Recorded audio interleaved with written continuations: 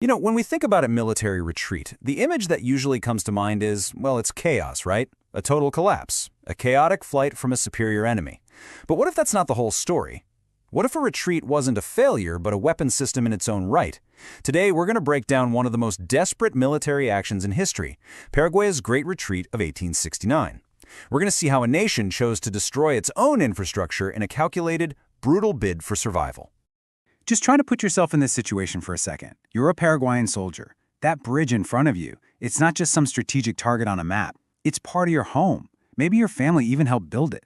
And now your orders are to tear it down, not to win a battle, not to take some hill, but just to buy your nation maybe one more day. And that's the brutal question at the heart of what we're talking about today. It seems like a paradox, doesn't it? We're going to unpack the cold, hard logic behind this seemingly self-destructive plan.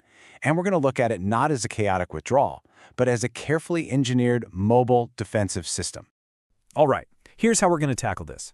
First, we'll set the stage, looking at the absolutely dire situation Paraguay was in. Then we'll get into how they basically invented a new kind of war, creating a literal void to stop their enemy. We'll look at how they turned the landscape itself into a weapon, and how all this paralyzed the invading alliance. And finally, we'll connect it all to military strategy today,